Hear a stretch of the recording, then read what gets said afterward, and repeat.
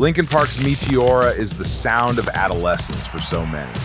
A mix of raw anger, aching vulnerability, and relentless energy. One thing that I absolutely love about Linkin Park is they put such a common message and feeling into such a digestible package. It brought Linkin Park to new heights, blending heavy guitars with electronic precision in a way that felt both futuristic and deeply personal. This is the story of Meteora.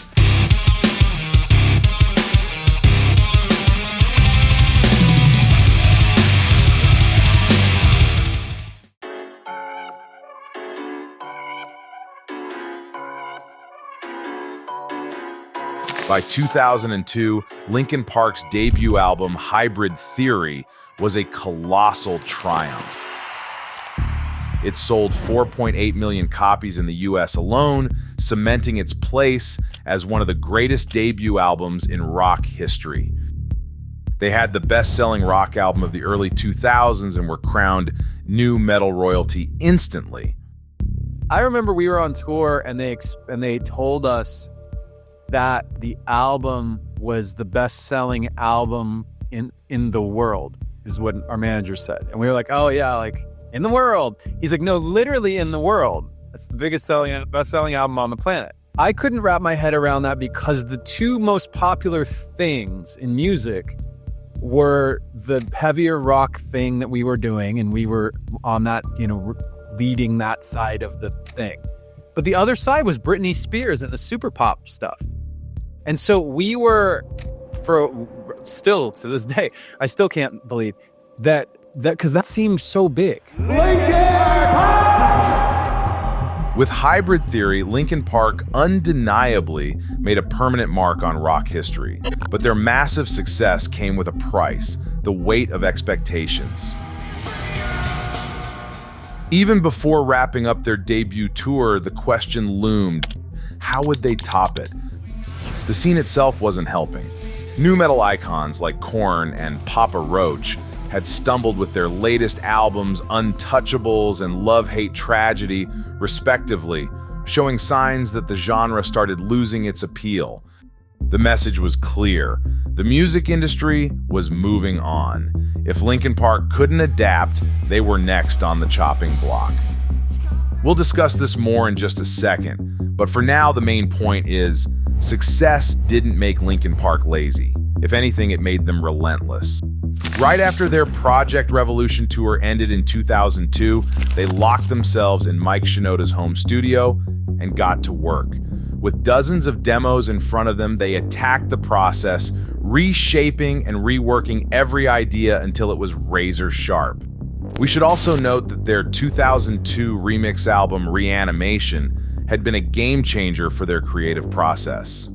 They doubled down on looping and deconstructing guitar riffs, blending rap and metal with samples, scratches, and electronic drums, crafting a sound no one could touch. The truth is, the seeds of Meteora were planted as far back as summer 2001 during Ozfest. In a makeshift studio at the back of their tour bus, Linkin Park hit a creative high, cranking out over 80 songs in various stages of completion. So we had this studio set up in the back of the tour bus, and it was, back then, to have a recording rig that was mobile was quite a process. It was like the equivalent of having an entire room filled with a computer. It took up so much space, and it was in this big, heavy rack. And at the end of it, compared to what we can do now, obviously, the capabilities were very limited. But we were so excited to have a mobile writing system that we could at least kind of recreate a version of Mike's bedroom home studio, that he had in his apartment. So now we had a way that we could put that in the bus, bring it on tour with us. Obviously, you have been thinking about the next record. Well, as far as working on it right now, what we're doing is we're setting up a studio in the back of our bus. We did that on last tour. We're going to do that. This is becoming really common, right? I mean, I've spoken to a few bands recently who want to record on the road, but they say it's not easy. But their studios are nothing compared to ours. Right. Ours is much bigger and much more elaborate. Well, we're really, we're really into working with computer-based recording equipment, and I think we stay pretty on top of it, like as far as the technology. By August 2002, they had narrowed down those 80 unfinished song ideas to 13 nearly finished demos, ready to evolve into their next big statement.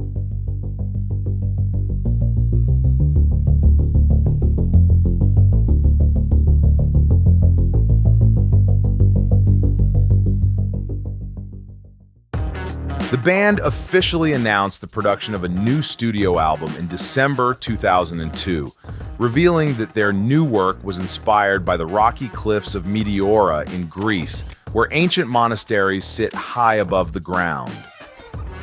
By the time Meteora dropped in March 2003, the music industry was in a strange place.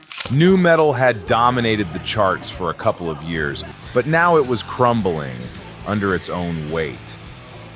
The unique sound Linkin Park had unleashed with Hybrid Theory all of a sudden felt a bit less unique in a scene flooded with imitators. Even Limp Bizkit, once unstoppable, crashed hard with Results May Vary, leaving their glory days in the dust. And Korn wasn't faring much better, stuck in neutral with Take a Look in the Mirror. The scene was crowded with copycats, and the question was whether Linkin Park could still rise above it all.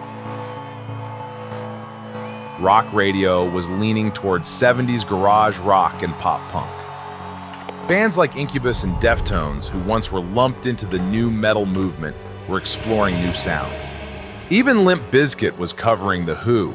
Everyone seemed to be looking for a way out of nu metal, seeking respect in new genres.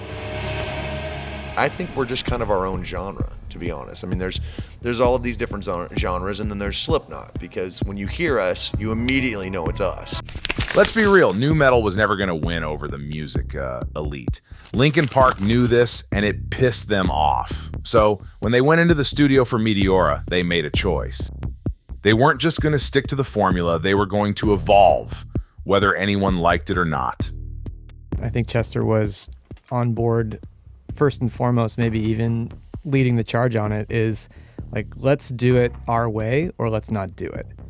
Like, he was a champion for that in so many ways, even coming into Meteora. You know, and then after, as it came closer to like the release date for Meteora, and we were doing a ton of press and interviews with it, then people, you know, were asking us constantly, how do you deal with the pressure, blah, blah, blah, blah, blah. And at that point, my brain kind of clicked in and kind of said, oh yeah, there is a lot of pressure here. Like, that's why this question is getting asked every single time. And like, uh-oh, you know, like, uh-oh, I didn't think about that, or uh-oh, I wasn't even like realizing that. But despite the odds, the numbers spoke for themselves. Meteora sold a staggering 810,000 copies in its first week, rocketing to #1 on the Billboard 200. At the time, one of the strengths of the album was that we had momentum for the first time. It was almost like we had done Hybrid Theory, and we had everything to prove. And then once Hybrid Theory had done so well, everybody was kind of in our corner and was like, yeah, like, take creative control, take your time, take risks, do the stuff that you like. Oh, you want to have a string group come in and play strings on Faint? Okay, let's do that. Like, a shakuhachi player on Nobody's Listening? Fine, like, that's fine. Weirdos. Like, The album showcased a more refined version of Linkin Park. The melodies were bigger, the performances sharper, and the production grander. I was also almost like caught by surprise is not the exact way to say it, but a little bit of caught by surprise by Chester's voice, and just kind of taking me back to that early place of like, I love his voice. Like, this, he's got an awesome, incredible connection with what he's singing, and there's so much power there. And Meteora delivered a sound built for big arenas, massive, polished, and anthemic. Take Somewhere I Belong, the album's powerhouse first single. It all started when Chester, not usually a guitarist, stumbled across the now iconic intro while strumming on an acoustic. Mike loved the melody but felt it sounded too folky. That's when the experience gained during the production of Reanimation came in handy. Instead of changing the instrument or adding layers, they recorded the riff, flipped the melody backward using Pro Tools, chopped it into pieces, and stitched it back together. The result? The epic soaring sound that became the track's heartbeat. The entire kind of beginning of Somewhere I Belong. So the first sound you hear in that was like a guitar riff that Chester had been messing around with on an acoustic chord progression. Mike was able to kind of like manipulate that, reverse it, chop it up to be able to keep the same chord progression and kind of create some new sounds. One of the themes on the album, if you listen to it, one of the themes was, at least sonically, to make our own samples. And so the beginning of Somewhere I Belong is like a loop. It's like a sample. It's Faint is like a loop and a sample, and nobody's listening. That was kind of the idea, is to use this like interesting instrument that you wouldn't really hear on other stuff. The lyrics hit like a kick in the balls. They make you feel seen, as if someone had reached into your chest and put words to the emotions you've been bottling up for years. I want to heal. I want to feel what I thought was never real. I want to let go of the pain I've held so long. One thing that I absolutely love about Linkin Park is they put such a common message and feeling into such a digestible package, you know what I'm saying? So everyone feels this anguish, this mental anguish, this discomfort every single day. It seems like we're hurting, right? We're going through shit, trials and tribulations, breakups, heartbreaks, divorces, death in families, friendships ending, you know, whatever is going on. A lot of us are depressed. Some of us are on that very minor side of depression. Some of us are on that heavy, that hard-hitting depression, and there's a spectrum of it. Nonetheless, Linkin Park does an amazing job at capturing that mental anguish that comes along with that and putting it in a message. I want to heal. I want to feel like I'm close to something real. Faint, the second single from Meteora, started as a mellow experiment. Brad Delson had laid down a riff at 70 beats per minute, matching the rhythm of a resting human heart. But when he came back to revisit it, he found Mike Shinoda had been busy, cranking up the tempo to something closer to a trance track. The band debated it, but ultimately agreed the faster, punchier version was the way to go, and the rest is history. In just under 3 minutes, Faint managed to feel massive. It opened with sweeping strings and Shinoda's reflective rap verses, only to explode into Chester's gut-wrenching screams over pounding guitars. Rob Borden's intricate, syncopated drum groove tied it all together, and the breakdown in the middle was pure chaos in the best way. I remember driving in to the studio one day and we had Faint, and the chorus of Faint was just power chords that went da da da da da da da da da da da. I was just kept thinking, like, I feel like this song is bigger than the shape of it right now.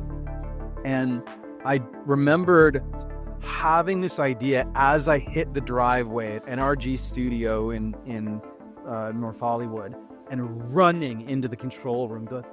You guys, can we open a Faint? Like, I have an idea. I know how to fix it. I know how to make it. They're like, we're working on the thing. I'm like, turn it off. Shut it down. Turn on the guitars. Give me the guitar. And I changed the power chords to octaves. So they in the register of the song, they move way up in frequency, and that became like a melody. And then I put chords under it. I was like, these are the chords. And I put the chords underneath it and opened up melody underneath Chester singing. Everything was already there. Changed the whole thing, then recorded the bass over it. I think I did the bass as well. And then listened to it, and everyone was like, dude, what just happened to this song? Like, it was already... We liked it. It was good. Yeah. We were like, that's one of the best songs. And to this day, I think that's still my favorite song on the record. The lyrics zero in on that universal longing for connection and support, especially when you feel like an outsider, a desperate plea to be heard and seen. Bennington's brutal emotional delivery made that message hit even harder, perfectly matching the savage, primordial energy of the music. I can't feel the way I did before. Don't turn your back on me, I won't be ignored. Time won't heal this damage anymore. Faint isn't just a highlight, it's the moment of the album. It crushes everything else around it, turning skeptics into believers. It's as if the band heard Outkast's B.O.B. and made their own version of it. With breakbeat samples and wild strings, Faint doesn't just demand your attention, it grabs you by the throat. It's undeniable. Meteora wasn't built on jam sessions or chaotic group brainstorming, it was precision engineered. The band works smarter, not louder, pairing off in twos at Mike Shinoda's home studio. Mike was the mastermind behind it all. Not only a technical genius, but also the guy who knew exactly how to bring out the best in his bandmates. In Meteora's tight 36.5-minute runtime, every second feels meticulously crafted. Every note, every beat has been rehearsed, sampled, and fine-tuned with precision, leaving no room for error or wasted space. It's polished to perfection. You know, when you have an idea, it comes through different filters in your head. Like, I feel like when we have an idea for a part of a song, it's almost like fishing. Like you're just waiting with your line in the water until something comes. And, oh, it's here. Yeah. But then once it gets there, it'll go through different filters. Sometimes sometimes it's like filters of this is what I want to do with it. Sometimes it's filters of fear of like, well, if I do this, what will the fans think? Other times it's imperceptible things like favorite other albums, favorite other bands, favorite things. So all of a sudden you have programmed elements on the record like Faint, like some of the sounds on Numb, and then especially Nobody's Listening, which is a rap song based on a Japanese flute sample. Nobody's Listening is proof that Mike and the rest of the band weren't afraid to take risks. It's a rap track driven by the eerie, otherworldly sound of a Japanese flute, an unusual pairing that works brilliantly. And then there's Session, an instrumental surprise. With its glitchy electronic vibes, it feels more at home alongside Aphex Twin than in the nu metal scene people associated with the band. You've got Session, which references like Aphex Twin and Square Pusher and electronic music we like. Truth is, the album shines brightest when it breaks free from genre's boundaries, and Breaking the Habit is a perfect example. It's even more unique than Nobody's Listening or Session. Guitarist Brad Delson sets the metal riffs aside, allowing the song to soar with swelling strings, rapid rhythms, and Chester Bennington's heartfelt crooning. Sure, Breaking the Habit nods to its new wave roots, but it doesn't stop there.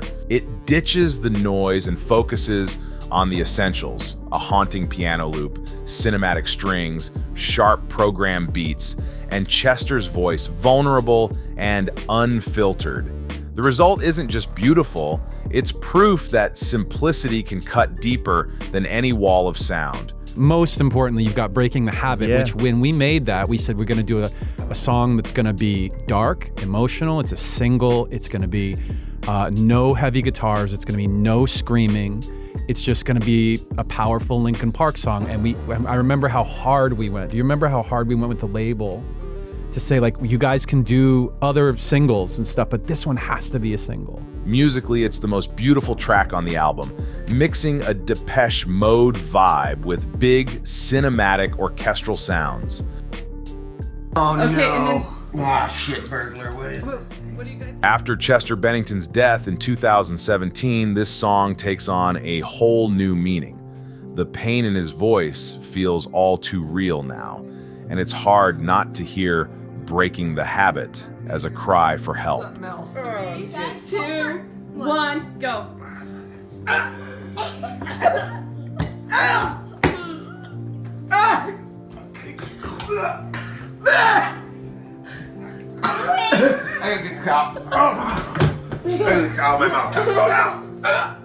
The thing that I remember about Chester, my prevailing top image in my head is this kid who could pull it out of him deep, like Lane Staley deep, like the tar that's in there. But he's so goofy. He was so goofy. Like, his humor was so goofy, and at times, if he was in that mood, he'd just be this insatiable, like, I've got too many jokes and too many things and too many impressions and too much of this. And that's what I remember, is this just like lightness. But then you'd hear him and it'd be like, this guy's got darkness and has to find it.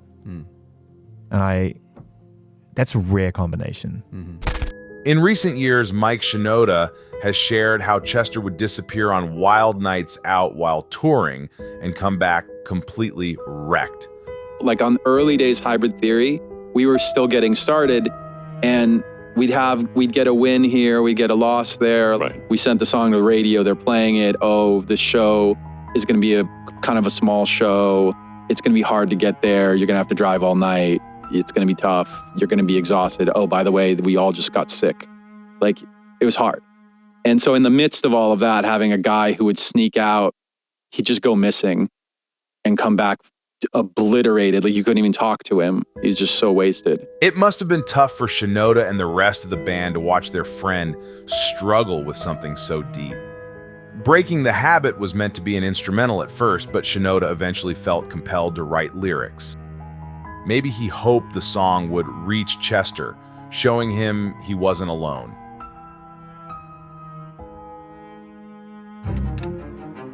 When Meteora first dropped, Breaking the Habit might have felt like the odd one out, but years later, it stands as a perfect representation of who Linkin Park really is. The song embodies their fearless creativity, their habit of breaking down their sound, reshaping it, and pushing into new territory every chance they get. I think with Meteora, there were layers to expanding the palette. Like, Hybrid Theory had our first, we got 12 songs at defining the palette to you. And then one of the benefits of having a second album is to double that number, like to say, okay, cool, you understand this much about us. Let us fill in a lot of gaps and add a whole bunch of other colors. However, if Meteora had one track that truly defined it, it's Numb, the ultimate Linkin Park anthem. From its instantly recognizable keyboard intro to its towering anthemic chorus, it perfectly encapsulates the band's vision of creating something epic, cinematic, powerful, and dynamic. The track's legacy speaks for itself. 4-time multi-platinum certification and over 1 billion streams on both Spotify and YouTube. It's not just a song, it's the defining statement of Linkin Park's career. And yet, Numb almost didn't happen. It was one of the last songs written for Meteora, coming together just 1 week before the band began production on the album. But once they found the hook, the rest flowed effortlessly, like it was waiting to be written. You can't see me play it, but it's F sharp minor to D to A. There's the 1, and then the 5, right? Straight ahead 4-chord song. 4, 6, 4, 1, 5. It works really well as a circular pattern that can keep you going and going and going. That's why so many popular acts make use of a progression like that touches on the major 1 and the minor 1, and we get diatonic chords around it. For many fans, this track is Chester at his absolute best, vocally and lyrically. Even after being sick for 5 weeks, he recorded his vocals while the album was already being mixed. And yet, he gave everything. His voice, sounding like a wounded animal, captures the weight of loneliness, self-loathing, and disconnection. To go along with that, he comforted himself in drugs as he sought to numb, his pain and that lasting trauma. I'm tired of being what you want me to be, feeling so faithless, lost under the surface. All I want to do is be more like me and be less like you. The most emotional performance of Numb came tragically after Chester Bennington's death in 2017. On October 27th, Linkin Park held a tribute concert at LA's Hollywood Bowl with 17,500 fans and some of rock's biggest stars gathering to honor his life and talent. The night was filled with unforgettable collaborations. Among others, Jonathan Davis of Korn sang One Step Closer, and Blink-182 performed What I've Done. But when the intro to Numb began, no one stepped up to take Chester's place. Instead, the stage remained dark, lit only by a spotlight on an empty mic stand adorned with leaves. The crowd, tearfully, sang every word themselves, their voices filling the venue in a heartbreaking tribute. It was a vulnerable yet powerful moment. A reminder of Chester's unmatched ability to give voice to feelings of invisibility and disappointment.